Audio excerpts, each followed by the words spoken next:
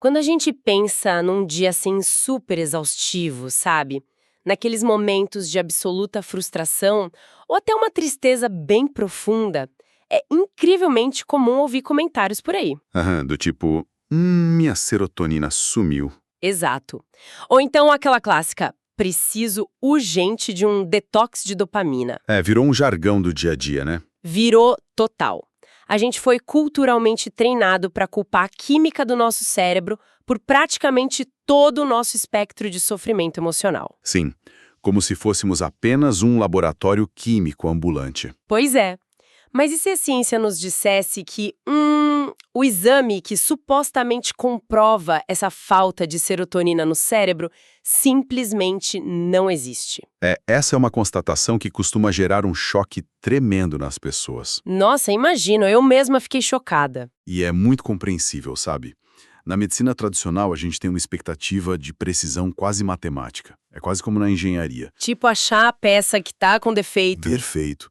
Se alguém sofre um acidente e quebra o braço, o procedimento é muito direto. O médico tira um raio-x, a imagem mostra aquela linha branca super nítida e irregular no osso. Aham. Ele aponta para a chapa e diz tipo, olha, aí está o problema anatômico, vamos consertar. É limpo, né? É binário. Ou o osso tá quebrado ou não tá. Exatamente. E o ser humano adora essa clareza estrutural porque, no fim das contas, ela traz um conforto gigantesco pra gente. Com certeza, a gente gosta daquilo que pode ser visto, isolado e, de preferência, consertado rapidinho com uma intervenção cirúrgica ou uma pílula milagrosa. Só que, quando cruzamos a fronteira para o universo do sofrimento mental, da psiquiatria, a gente percebe que essa máquina de raio-x metafórica simplesmente não funciona. A peça quebrada não aparece na imagem. Não aparece. A paisagem diagnóstica não tem essas linhas brancas e nítidas apontando para um defeito mecânico. Pelo contrário, é um território muito vasto e nebuloso. E é exatamente essa complexidade que eu acho fascinante, que a psiquiatra Juliana Belludines explora a fundo no material que a gente está investigando hoje. Sim, o livro O que os psiquiatras não te contam. Isso. A tese central dela funciona como um alerta bem contundente, sabe? Sobre como a psiquiatria moderna e a sociedade como um todo passaram a olhar para o indivíduo como se fôssemos, nas palavras dela, cérebros desprovidos de história. É uma definição muito forte e muito precisa do cenário atual. Então, a nossa missão com o mergulho de hoje é recuperar a dignidade dessa complexidade humana e tentar desconstruir esse mito super enraizado de que doenças como depressão e ansiedade são causadas exclusivamente por um cérebro quebrado. Ou por aquele famoso desequilíbrio químico isolado. Ok, vamos desempacotar isso. Porque a narrativa que domina as manchetes, os vídeos curtos na internet e até prateleiras inteiras de livros de autoajuda é exatamente o oposto do que a Diniz traz. Totalmente o oposto. A gente está imerso nisso. A gente vive num oceano de conteúdos que patologizam qualquer emoção negativa, né? Culpando o cortisol, a dopamina, a serotonina, por absolutamente tudo que a gente sente. É o que a gente pode chamar de consagração do mito do cérebro isolado, como se a nossa mente operasse num vácuo perfeito. E o material de Bali traz um exemplo muito emblemático disso, né? De como até a elite científica cai nessa armadilha conceitual de vez em quando. Sim, tem o caso citado de uma neurocientista brasileira que tem um currículo impecável, é super respeitada no meio acadêmico. Uhum. Ela publicou um artigo defendendo que a depressão precisava ser encarada com a mesma seriedade de qualquer outra doença biológica. O que, em tese, é uma intenção ótima, né? Combater aquele estigma horrível de que depressão é só falta de força de vontade. A intenção inicial era nobilíssima, mas para fortalecer esse argumento puramente biológico, ela acabou descrevendo a depressão de uma forma poética, porém bem problemática. Como foi que ela disse mesmo? Ela chamou a depressão de, aspas, a perda do sopro dopaminérgico da alma. Nossa, o sopro dopaminérgico da alma. Tem uma sonoridade quase mística isso. Mas na prática é um reducionismo extremo. É porque pega a dor indescritível de uma vida inteira, com todas as nuances, lutos, fracassos, e comprime tudo isso no comportamento de uma única molécula. Exato. E o detalhe mais importante é que muito dessa teoria da dopamina ou da serotonina não vem de observações diretas da complexidade humana. Vem de roedores, certo? Precisamente. Esse é um pilar bem frágil dessa argumentação. A neurociência comportamental depende imensamente de modelos animais, mais especificamente de camundongos e ratos que vivem confinados em laboratórios. E como é que eles fazem essa associação da dopamina nesses ratos? Funciona mais ou menos assim. Os cientistas bloqueiam artificialmente a ação da dopamina no cérebro do rato.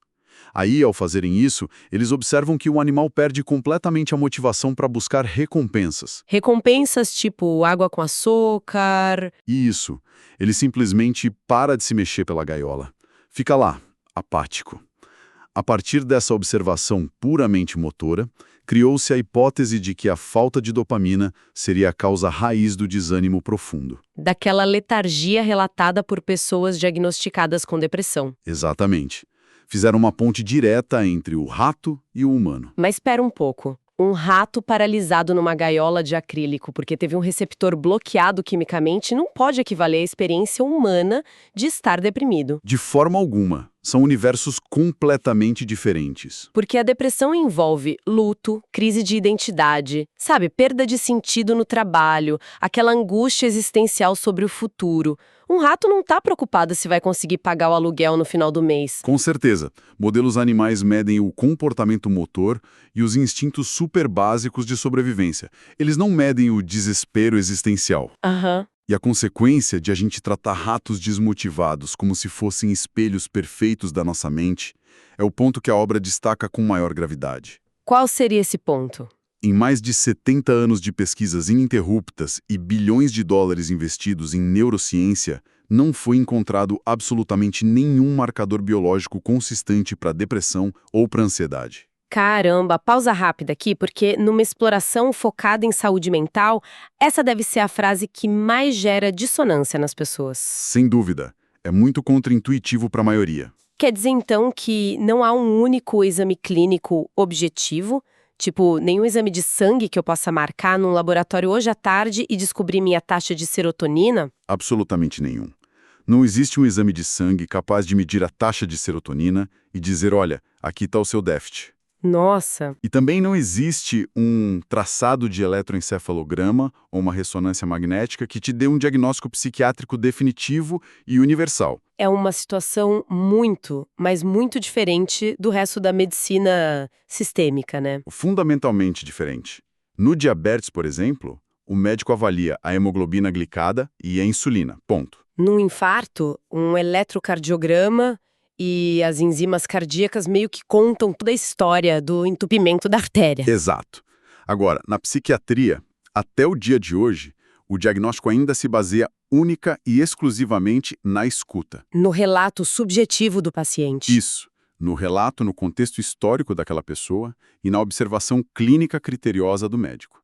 A premissa de que a dopamina ou a serotonina estão fisicamente em falta no cérebro nunca foi comprovada como uma regra biológica. Mas vem cá, se a gente não tem testes clínicos para comprovar esse desequilíbrio químico, como é que a gente chegou a essa certeza quase religiosa na sociedade de que nos falta química? É uma excelente pergunta. Porque, tipo, é como culpar a falta de cafeína no sangue por uma segunda-feira exaustiva, ignorando completamente que o problema real é que a pessoa trabalhou o fim de semana inteiro e dormiu mal, sabe? Aham, é ignorar o contexto para focar na substância. Então, se os médicos não tinham como medir o problema de fato, de onde é que surgiu a ideia maluca de que a solução era repor essas substâncias? A resposta a essa perplexidade leva a gente para uma viagem no tempo direto para a década de 1950. O que é fascinante aqui é que a descoberta dos medicamentos psiquiátricos aconteceu de um jeito bem peculiar. Peculiar como? Essas pílulas que supostamente vieram para corrigir a nossa química foram descobertas por puro e absoluto acidente. Mentira! Sério? Seríssimo. Não foi um processo de dedução lógica do tipo, descobrimos a causa da doença e agora vamos sintetizar uma molécula no laboratório para curar isso. Então a medicina literalmente tropeçou na solução sem ter a menor ideia de qual era o problema original? Literalmente isso. Tudo começou na busca por curas de doenças completamente diferentes. Dá um exemplo. Vamos pegar o caso histórico da hiponiazida. Era uma droga que estava sendo intensamente testada em sanatórios para o tratamento da tuberculose. Tuberculose. Mas o que isso tem a ver com psiquiatria? Inicialmente nada, mas os médicos começaram a notar um efeito colateral bizarro. Pacientes com os pulmões ainda severamente comprometidos pela infecção começavam a dançar pelos corredores. Dançar? Sim, ficavam eufóricos, incrivelmente animados e cheios de energia. Ao mesmo tempo, num hospital psiquiátrico na cidade de Münsterlingen, lá na Suíça, tinha um médico chamado Roland Kuhn. Uhum. Ele estava testando uma nova substância sintética, o G22355, que mais tarde virou a famosa imipramina. A ideia dele era encontrar algo para tratar as psicoses severas da esquizofrenia. E funcionou para esquizofrenia? O remédio falhou miseravelmente para a psicose. Os pacientes continuaram com delírios fortes. Mas, de forma inesperada, a equipe de enfermagem notou uma melhora abrupta e drástica no humor deles. Aquela mesma euforia da tuberculose. Algo parecido. Pessoas que não falavam absolutamente nada há meses começavam a ficar sociáveis, andavam de bicicleta pelo pátio do hospital, até cantavam. Caramba! Pílulas testadas para pulmões doentes e delírios acabam, por pura obra do acaso, funcionando como impulsionadores de humor.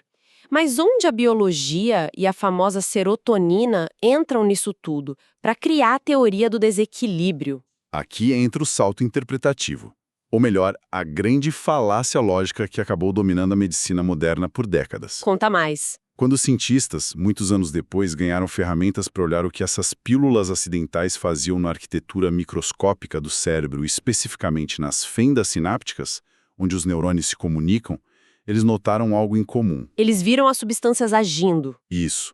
Esses remédios aumentavam a disponibilidade e o tempo de permanência de um grupo de substâncias chamadas monoaminas. Que incluem a serotonina. Exato. A serotonina, a noradrenalina e a dopamina.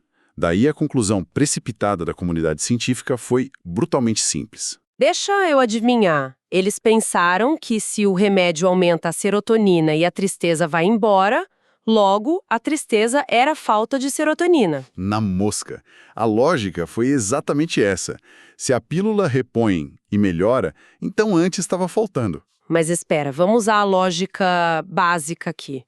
Assumir que a depressão é causada por uma falta de serotonina no cérebro só porque um antidepressivo traz alívio é a mesma coisa que afirmar que uma dor de cabeça tensional é causada por uma deficiência grave de aspirina no sangue. Essa é de longe a melhor analogia possível para o cenário. Porque não faz sentido nenhum, né? Não faz. A eficácia, que aliás muitas vezes é só parcial, de um tratamento para aliviar sintomas não revela, sob hipótese alguma, a causa fundamental de uma doença. E ainda tem todo o tempo que o remédio leva para agir, não é automático. Exatamente. Para complicar, os pesquisadores hoje sabem que o mecanismo pelo qual essas substâncias alteram o humor é infinitamente mais complexo do que simplesmente encher um tanque vazio de neurotransmissores. Demora semanas para a pessoa sentir uma melhora real. Leva semanas. E o cérebro se adapta de formas estruturais que a gente ainda está tentando mapear. É uma adaptação bem mais profunda do que um simples ajuste químico. Com certeza. A resposta benéfica que muitos pacientes graves têm a esses remédios, que inegavelmente salvam vidas em crises profundas, não serve como prova forense de que havia um desequilíbrio químico de fábrica. Isso leva a gente para uma encruzilhada bem pragmática. Porque muitas pessoas conhecem alguém, ou até vivenciaram isso na própria pele, sabe? Alguém que começou um tratamento e relata que a pílula foi um verdadeiro divisor de águas. E isso é um relato super válido e comum. Sim. Mas se a gente já sabe que não tem peças quebradas sendo substituídas e que essa teoria do tanque vazio de serotonina é falha, o que de fato está acontecendo no corpo dessas pessoas? Como essa melhora ocorre? Essa pergunta levanta a cortina para um dos fenômenos mais fascinantes e, ironicamente, mal compreendidos de toda a medicina: o efeito placebo. Nossa, o placebo. Aquele que todo mundo acha que é mentira. Pois é. E o material de base que a gente está analisando faz um trabalho primoroso em resgatar a dignidade do efeito placebo. Porque historicamente essa palavra foi bem sequestrada, né? Totalmente. Ela carrega um tom quase pejorativo. A gente associa a charlatanismo, a curandeiros enganando pessoas com pílulas de farinha ou de açúcar. Tipo, foi só o placebo, como se fosse algo inútil. Exato. Mas o placebo não é uma mentira terapêutica. Ele é um processo biológico real e de uma potência absurda no nosso corpo. Como ele funciona de verdade, então? O efeito placebo é, na sua essência, a ativação da fisiologia da esperança. Ele envolve o poder da sugestão mental. Aquela coisa de acreditar que você está sendo cuidado. Isso mesmo. É o alívio profundo que o sistema nervoso experimenta simplesmente ao ser inserido num ambiente de cuidado estruturado. E, claro, a confiança é inabalável na figura do terapeuta ou médico. Então, o simples ato de sentar num consultório já desencadeia algo físico. Sentar lá, ser ouvido com atenção, receber uma explicação organizada e um diagnóstico que finalmente dá um nome para aquela angústia amorfa. Tudo isso mobiliza cascatas reais de neurotransmissores. Cascatas que o próprio corpo produz. Exato. Endorfinas que promovem analgesia e uma redução drástica do cortisol, que é o hormônio do estresse. O placebo não é um ruído atrapalhando a ciência médica. Ele faz parte do processo, né? Ele é um motor invisível e vital de grande parte do sucesso de qualquer intervenção, inclusive da psicofarmacologia moderna. Isso nos obriga a falar sobre a ferramenta que deveria ser o centro absoluto da psiquiatria, mas que tem sido meio que deixada de lado, a escuta clínica profunda. A famosa cura pela fala. Isso. Tem um caso prático relatado na obra que ilustra perfeitamente as limitações dessa psiquiatria que é puramente biológica. O caso do rapaz com pânico, né? Esse mesmo. Vamos imaginar o cenário. Um cara super jovem, no auge absoluto da carreira profissional dele, estabilidade financeira, uma vida teoricamente impecável, e aí do nada ele passa a sofrer de ataques de pânico super violentos. É um caso cirúrgico para ilustrar nossa discussão de hoje. O paciente sentia todos os sintomas físicos esmagadores de um pânico severo. A taquicardia, o suar frio. Taquicardia descontrolada. Uma pressão agonizante no peito, falta de ar e aquela convicção aterrorizante de que estava morrendo de um infarto fulminante. É um terror absoluto. E ele fez os exames de coração, né? Fez. Foi em vários prontos-socorros, descartou qualquer patologia cardíaca com eletrocardiogramas que davam todos normais, e aí ele fez o que quase todos nós fazemos, foi pesquisar na internet. O famoso Dr. Google. Isso. E a conclusão algorítmica lá foi que ele sofria de um transtorno psiquiátrico, ou seja, um mau funcionamento mecânico do cérebro dele. Então ele marcou a consulta e chegou no consultório do autora já esperando sair de lá com uma receita rápida na mão. Ele queria um inibidor seletivo de recaptação de serotonina para consertar o suposto defeito do maquinário. Mas, felizmente, a abordagem não foi essa. A médica não puxou o bloquinho de receitas na primeira oportunidade. De forma alguma. Ela resistiu àquele ímpeto de apenas medicar o sintoma e insistiu no processo laborioso de ouvir a narrativa completa da vida dele. E o que apareceu nessa conversa? Emergiu uma história de infância brutal, marcada por uma precariedade extrema, e um pai que não era apenas ausente, mas profundamente violento e imprevisível. Nossa, um trauma gigante. Imenso. O pai frequentemente deixava a família à beira da ruína e do colapso total. E o paciente, percebendo isso, passou a vida inteira construindo aquela carreira brilhante e o império financeiro dele como se fosse uma armadura de titânio. Uma armadura para nunca mais se sentir daquele jeito. Exato, para nunca mais reviver aquele nível de vulnerabilidade. E foi aí que, já perto do fim de uma sessão longa, a médica puxou o fio condutor que explicava absolutamente tudo. O que aconteceu? Ela descobriu que, exatamente uma semana antes da primeira crise de pânico daquele rapaz, o pai biológico, aquele fantasma de violência e caos, tinha reaparecido do nada na vida dele. Caramba! Pedindo dinheiro emprestado. Aqui é onde a coisa fica realmente interessante, sabe? Se a gente pensar na linha de montagem da medicina contemporânea, como funcionam as coisas hoje, Aquelas consultas super rápidas. Se essa consulta tivesse durado os famigerados 10 minutos que os planos de saúde costumam impor, esse cara teria recebido um diagnóstico superficial na hora.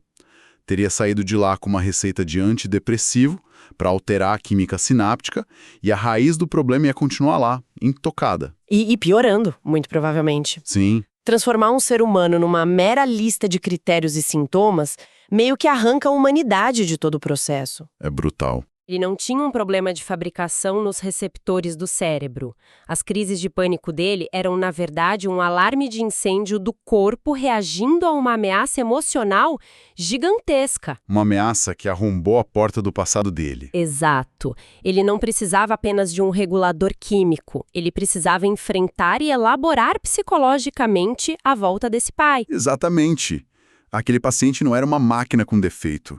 O corpo dele estava funcionando de forma perfeita como um sistema de detecção de ameaças. Estava avisando que tinha perigo. Sim, e enxergar alguém em profundo sofrimento apenas como um amontoado de engrenagens biológicas precisando de óleo, como se fosse um motor engasgando, é um pensamento terrivelmente raso. É o que a obra defende com unhas e dentes. Porque ignora a pessoa, né? Ignora tudo. A escuta atenta, ter um espaço seguro para vulnerabilidade, tem um papel terapêutico transformador que nenhum laboratório farmacêutico vai conseguir colocar dentro de uma cápsula. Mas olha só, isso levanta um paradoxo que para mim beira o absurdo na ciência moderna. Qual? Se a gente sabe que a escuta é o pilar de tudo e que essa tal da química é incerta e não é mapeável num exame simples, por que os noticiários de ciência estão sempre obcecados em mostrar aquelas fotos coloridas de cérebros? Ah, as famosas ressonâncias. Pois é.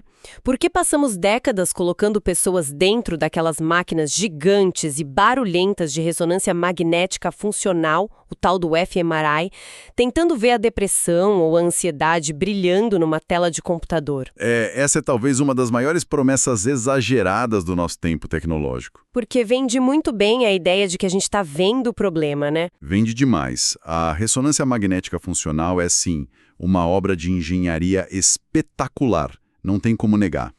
Ela usa campos magnéticos fortíssimos para rastrear o fluxo sanguíneo dentro do crânio. Mas ela é constantemente mal compreendida pelo público leigo e até por grande parte da mídia. O que ela mede de verdade, então? O fMRI não fotografa pensamentos. Ele não fotografa traumas ou sentimentos ocultos.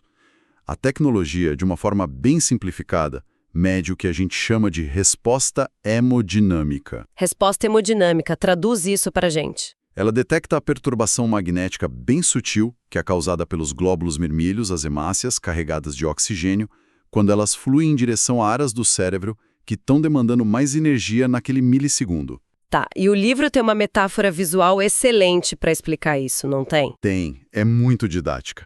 A autora pede para a gente imaginar que as hemácias são fusquinhas transitando em várias avenidas. E o oxigênio? O oxigênio são os passageiros dentro desses fusquinhas.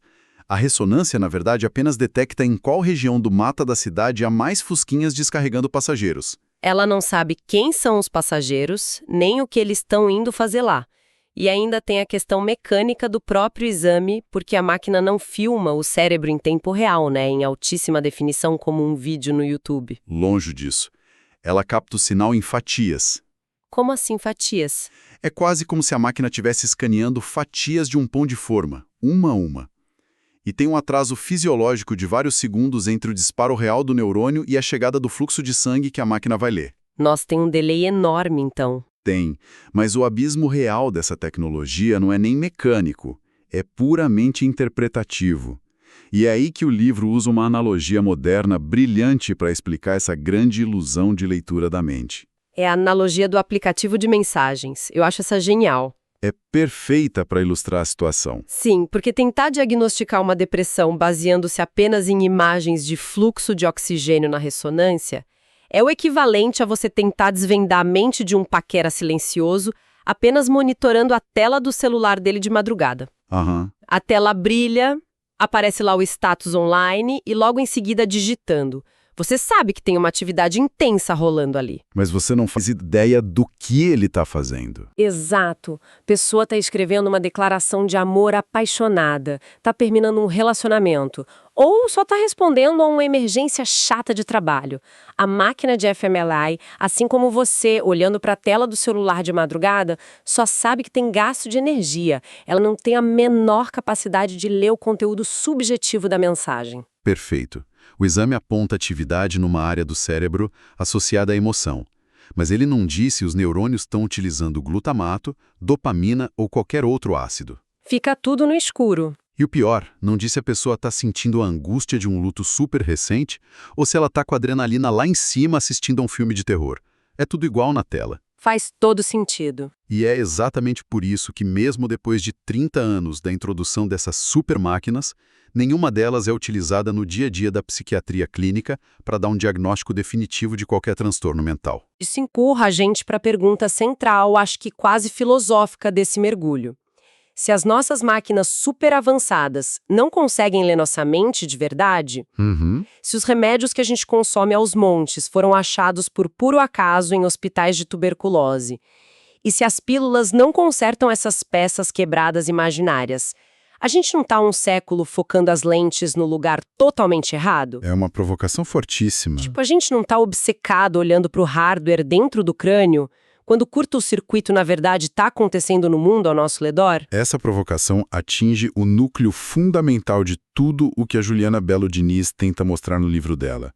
O sofrimento humano não flutua num vácuo asséptico no interior do crânio. Ele tem contexto. O cérebro é, acima de tudo, um órgão de interação com o ambiente. Portanto, é intelectualmente desonesto falar sobre esse aumento vertiginoso de diagnósticos psiquiátricos sem introduzir com força o conceito dos determinantes sociais. Os determinantes sociais, como isso funciona na prática? A doença mental, aquela exaustão profunda e o sofrimento crônico não brotam do nada na cabeça de alguém. Eles estão intimamente ligados à desigualdade social esmagadora. Ao racismo sistêmico também. Sim, ao racismo que gera um estresse crônico diário, às condições precárias ou inexistentes de moradia, à insegurança alimentar, ao medo constante de perder o emprego. Ou seja, é o ambiente moldando e ditando o limite da biologia daquela pessoa. Exato. Se conectarmos isso a um panorama mais amplo, a obra menciona um exemplo dramático que acho que elimina qualquer dúvida sobre isso: a situação de meninas afegãs. Ah, sim. Que história triste e reveladora. É comovente. Elas começaram a relatar um desejo profundo e sombrio de não viver mais, de morrer, logo depois que o regime político extremista fechou as portas das escolas. Banindo elas do sistema educacional e da vida pública, né? Isso. E sobre a ótica puramente biológica, a ótica mecanicista, não há uma única célula errada ou com defeito no cérebro dessas jovens. Não houve um desequilíbrio químico espontâneo coletivo do nada. Não. O que a gente tem ali são cérebros humanos perfeitamente saudáveis, e justamente por serem saudáveis e inteligentes, eles estão reagindo com um luto e uma desesperança avassaladores. Diante de um ambiente totalmente sufocante. Diante de uma crise humanitária de proporções indescritíveis. Achar que o tratamento correto para isso é simplesmente enviar milhares de caixas de antidepressivos para Cabul, focando só na serotonina delas, é de uma miopia atroz. É bizarro, é ignorar a origem da ferida, é literalmente querer tratar as queimaduras sem se preocupar em apagar o incêndio que tomou conta da casa inteira. Exato. O material que a gente analisou também traz uma visão bem reveladora de alguém de dentro do sistema, lá nos Estados Unidos, não traz. O caso do Thomas Insel. Sim, a trajetória do Thomas Insel é um testemunho muito poderoso contra essa visão isolada. Ele foi ex-diretor do prestigioso Instituto Nacional de Saúde Mental nos Estados Unidos, o NIMH, que é a maior instituição do mundo nesse campo. E o que ele fez lá? Durante décadas da gestão dele, ele direcionou bilhões de dólares em verbas públicas exclusivamente para a ciência dura, buscando genes da esquizofrenia, biomarcadores de depressão em exames e mapeando circuitos neurais em altíssima resolução. Procurando a linha branca do raio-x psiquiátrico? Exatamente. Mas aí, ao deixar o cargo, ele teve um momento de extrema clareza e de muita franqueza. Ele olhou para trás para tudo que ele investiu e constatou que os indicadores de saúde pública não tinham movido nem 1 milímetro. Nossa, zero resultado prático. Zero.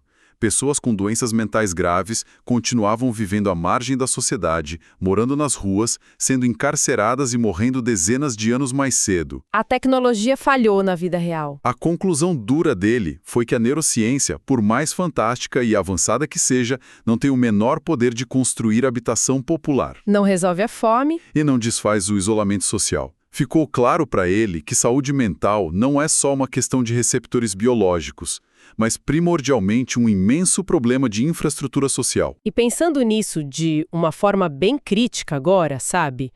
A sociedade como um todo não teria encontrado nessa medicalização e no diagnóstico fácil uma válvula de escape muito brilhante e um pouco perversa? Como assim perversa? Pensa bem. É infinitamente mais barato e menos conflituoso politicamente entregar a uma pessoa exausta um papel carimbado lá com o CID de burnout e uma receita de tarja preta do que repensar toda uma cultura corporativa que exige que você responda e-mail às 11 da noite ou lidar com salários que não cobrem o custo de vida básico. A narrativa do cérebro químico desvia o nosso olhar das falhas sistêmicas. Com certeza. Essa é a essência do que a gente pode chamar de terceirização da culpa. Transformar o sofrimento agudo, que muitas vezes é gerado por rotinas de trabalho predatórias, numa falha individual do hardware. Isenta todo o resto, né? Serve a um propósito muito claro. Isenta a sociedade de ter que calçar a responsabilidade por mudanças estruturais profundas. Além disso, o livro expõe como esse reducionismo amarra a gente numa fantasia de invencibilidade perigosa. Fantasia de invencibilidade. Quando a gente encara o nosso próprio cansaço e a desmotivação como bugs da nossa máquina biológica, que precisam urgentemente ser consertados com estimulantes ou antidepressivos, a gente perde a chance de questionar. Questionar o quê? O ritmo. Questionar se o volume insano de pressões a que estamos submetidos não é, na sua base, algo totalmente desumano? Faz todo sentido. Então, o que tudo isso significa pra gente, afinal? Bom, acho que podemos tirar várias lições. Significa que a narrativa reconfortante, porém meio infantil, do cérebro com peças quebradas que precisa de um mecânico de neurotransmissores, precisa urgente ser deixada no passado, sem dúvida. Mas é claro, é vital ressaltar aqui que os psicofármacos têm e sempre terão um lugar inquestionável na medicina. Sim, a gente não está demonizando os remédios. Em crises profundas, onde a dor paralisa totalmente a existência, essas medicações reduzem os danos, seguram o paciente à beira do abismo. Elas abrem uma clareira essencial de estabilidade mental para que a pessoa possa começar o trabalho mais profundo, o trabalho árduo da psicoterapia. Mas as pílulas não são o destino final. Elas não curam as fraturas e a complexidade de viver.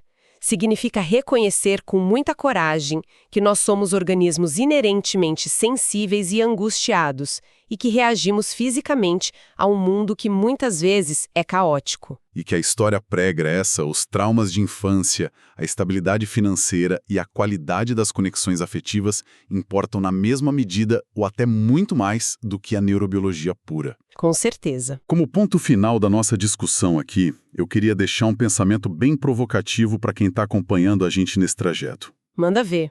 Se a gente for capaz de dar um passo atrás e passar a aceitar que grande parte da nossa irritabilidade constante, daquela insônia crônica e do esgotamento emocional pode não ser uma patologia celular. Mas sim uma resposta biológica saudável. Isso. Uma resposta saudável de um organismo resistindo a um ambiente que idolatra a hiperprodutividade ininterrupta. Se a gente aceitar isso, será que o verdadeiro e maior ato de rebeldia do nosso século não seria parar de tentar achar atalhos ou hackear nossos próprios cérebros só para conseguir trabalhar ainda mais horas? Uau! Exigir o direito ao descanso. Exato. Quem sabe a revolução silenciosa de que a gente precisa hoje não seja redirecionar toda essa energia intelectual gasta com pílulas para de fato exigir um modelo de mundo onde a lentidão, o erro e o descanso sejam permitidos. Fechar a conta de forma mais humana. Tentar ler as dores da alma examinando exclusivamente os níveis de serotonina é um erro tão ingênuo quanto exigir que uma máquina de raio-x, desenhada para achar osso quebrado, consiga encontrar a rachadura invisível de um coração partido. Nunca vai funcionar. Nossa. Essa é, sem sombra de dúvidas, uma mudança de paradigma que abala muito as nossas estruturas e o jeito como a gente vive. Com certeza. Fica aí esse enorme convite para repensarmos o que nos torna profundamente humanos e passarmos a validar as histórias densas que cada um de nós carrega no corpo, muito além da mera química que corre nas veias.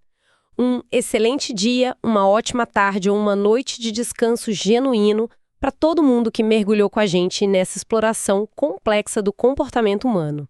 Até a próxima. Até a próxima imersão.